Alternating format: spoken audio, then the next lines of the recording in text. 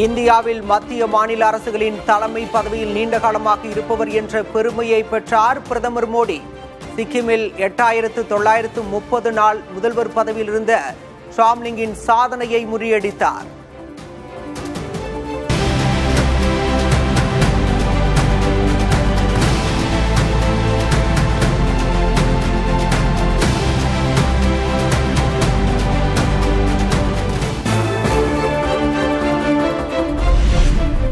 திமுக கூட்டணியிலிருந்து விலகினார் வேல்முருகன். கூட்டணி பேச்சுவார்த்தைக்கு திமுகவுக்கு 24 மணி நேரம் கெடு விதித்திருந்த நிலையில் அறிவிப்பு.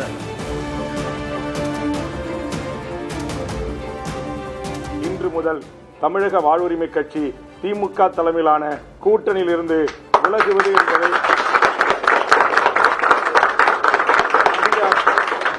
அதிகாரப்பூர்வமாக அறிவிக்கிறேன்.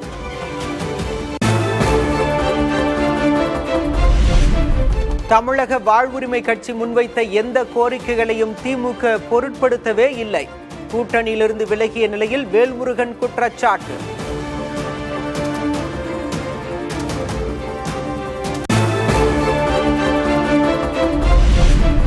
பாஜகவுடனான கூட்டணிக்கு செல்ல போவது இல்லை என வேல்முருகன் திட்டவட்டம். தங்களுடைய 10 அம்ச கோரிக்கைகளை நிறைவேற்றும் கட்சியுடனேயே கூட்டணி என்றும் உறுதி. இந்த நாட்டை மதத்தின் பெயரால் பிளவுபடுத்துகிற, மதத்தின் பெயரால் மக்களை கூறு போடுகின்ற பாரதிய ஜனதா என்கிற அந்த என்டிஏ தலைமையிலான கூட்டணியில் தமிழக வாழ்வுரிமை கட்சி இடம்பெறாது என்பதை அதிகாரப்பூர்வமாக நான் அறிவிக்கிறேன்.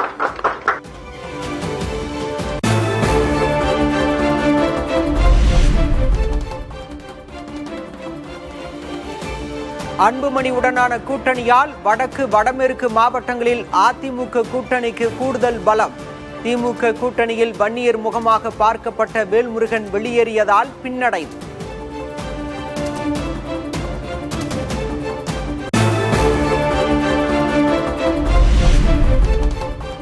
ஐந்தாவது நாளாக வேட்பாளர் நேர்காணல் செய்து வருகிறார் திமுக தலைவரும் முதல்வருமான மு.க. ஸ்டாலின். விழுப்புரம், கடலூர், காஞ்சிபுரத்தை சேர்ந்த நிர்வாகிகள் பங்கேற்பு.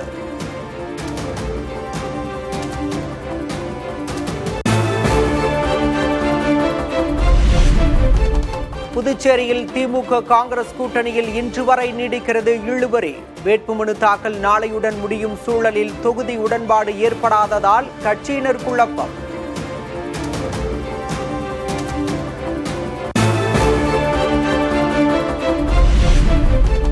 புதுச்சேரியில் திமுக தனித்து போட்டியா?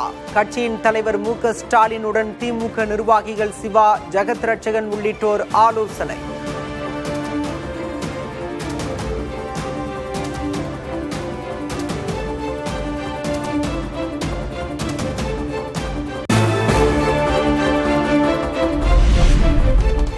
தமிழகத்தை தொடர்ந்து புதுச்சேரிக்கும் சமாதான முயற்சியில் ஈடுபட்டுள்ள காங்கிரஸ் மூத்த தலைவர் ப. சிதம்பரம் சென்னை ஆழ்வார்பேட்டையில் உள்ள திமுக தலைவர் ஸ்டாலினை நேரில் சந்தித்து ஆலோசனை.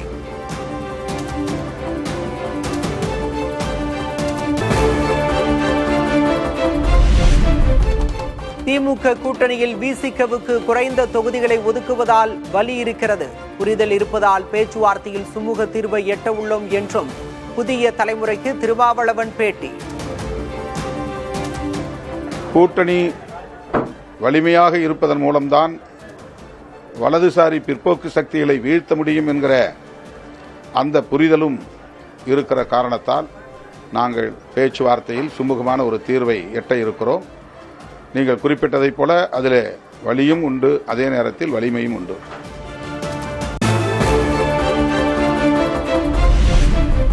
போயஸ் கார்டனை தேடி வந்த நிலை மாறி டெல்லியை தேடி செல்லும் நிலையில் உள்ளது அதிமுக. எடப்பாடி கே. பழனிசாமியை கிள்ளுக்கீரையாக பாஜக பயன்படுத்துவது கவலைக்குரியது என திருமாவளவன் கருத்து. போயஸ் தோட்டத்தை தேடி வந்த காலம் மாறி இன்றைக்கு டெல்லியை தேடி செல்லும் நிலை உருவாகி இருப்பது ஒரு கிள்ளுக்கீரையாக நடத்துகிறதோ என்கிற எண்ணம் பொதுவெளியில் உருவாகி இருக்கிறது.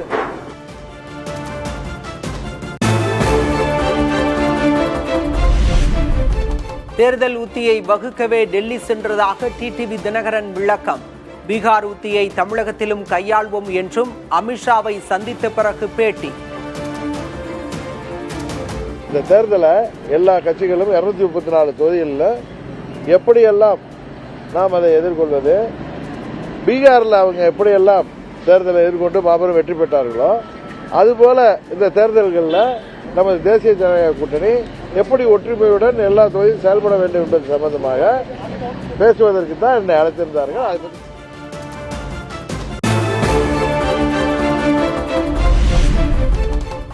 டெல்லிக்கு நாங்கள் வந்தாலே பயப்படுகிறார் ஸ்டாலின். டெல்லியை காட்டி திமுகவால் இனி ஏமாற்ற முடியாது என்றும் தினகரன் திட்டவட்டம்.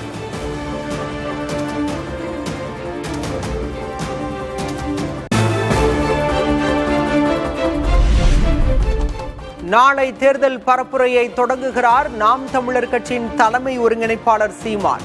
தினமும் 4 அல்லது 5 இடங்களில் பரப்புரை மேற்கொள்ள திட்டம்.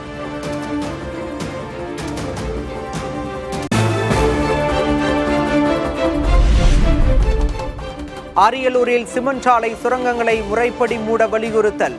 சுற்றுலா தலங்களை மேம்படுத்த வேண்டும் என மக்களுடன் புதிய தலைமுறை நிகழ்வில் கோரிக்கைகளை முன்வைத்த வாக்காளர்கள். சிமெண்ட் ஃபேக்டரிஸ் அவங்க என்ன டெப்த்து கேட்குற ஆர்டர்ஸ் வாங்கியிருக்காங்களோ அதை எடுத்துட்டு ப்ராப்பராக ரீஃபில் பண்ணி கொடுத்துட்டாங்க அப்படின்னு சொன்னால் மக்கள் பயம் இல்லாமல் இந்த ஊரில் வசிக்கிறதுக்கு பாசிபிலிட்டிஸ் தான் இருக்கும்.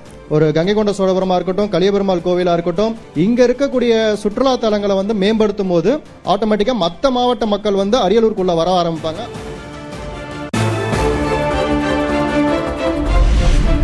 கேரளத்தில் சூடுபிடிக்கும் தேர்தல் அரசியல் களம். வேட்புமனு தாக்கல் செய்ய அரசியல் கட்சியினரிடையே போட்டா போட்டி.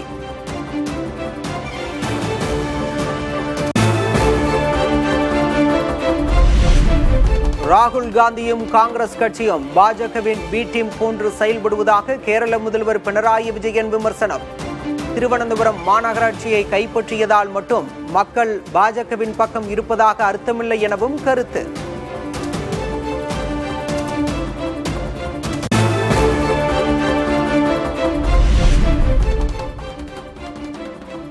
பாஜக மார்க்சிஸ்ட் கம்யூனிஸ்ட் கட்சி இடையே மறைமுக புரிதல் இருப்பதாக காங்கிரஸ் கட்சி குற்றச்சாட்டு.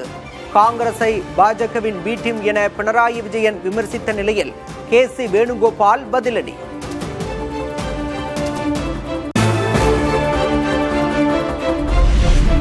மேற்கு வங்க மாநில ஆளுநர் ஆர்.என். ரவியை சந்தித்து பேசிய முதல்வர் மம்தா பானர்ஜி. சட்டமன்ற தேர்தல் நெருங்கும் சூழலில் முக்கியத்துவம் பெறும் சந்திப்பு.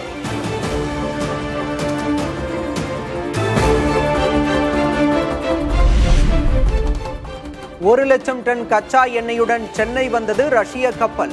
மேலும் ஒரு கப்பல் நாளை மறுநாள் வரவுள்ளதாக துறைமுக அதிகாரிகள் தகவல்.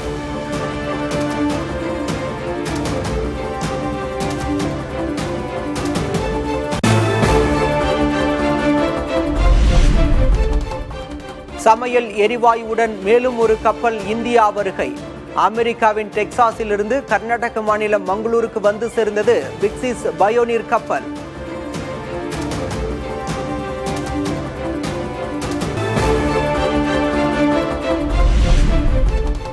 ஹோர்முஸ் நீரிணை முழுவதுமாக திறக்கப்படாவிட்டால் ஈரானின் மின் உற்பத்தி ஆலைகள் மீது தாக்குதல் நடத்தப்படும். ஈரானுக்கு 48 மணி நேரம் கெடு விதித்த அமெரிக்க அதிபர் டிரம்ப்.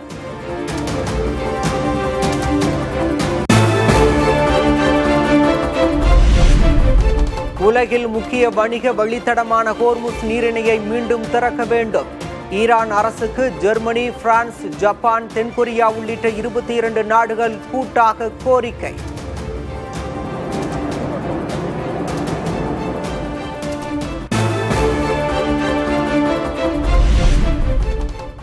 வளைகுடா பகுதியில் பயணிகள் கப்பல்களுக்கு குறிவைக்கப்படுகிறதா?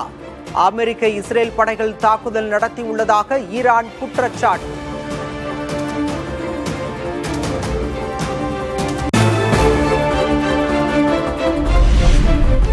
மேற்காசிய போரால் நாடு எதிர்கொள்ளவிருக்கும் பணவீக்கத்தை கட்டுப்படுத்த மத்திய அரசிடம் எந்த திட்டமும் இல்லை. 5 மாநில தேர்தல் முடிந்த பிறகு பெட்ரோல் டீசல் விலையை உயர்த்த மத்திய அரசு திட்டம் எனவும் ராகுல் காந்தி விமர்சனம்.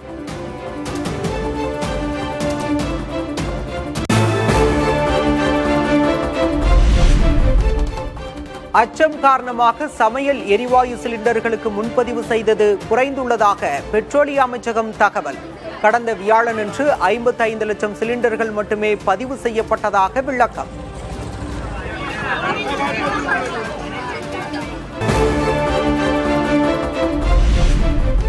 விடுமுறை தினத்தையொட்டி களை கட்டிய சென்னை காசிமேடு மீன் சந்தை. வரத்து அதிகரிப்பால் மீன்கள் விலை குறைந்து விற்பனை.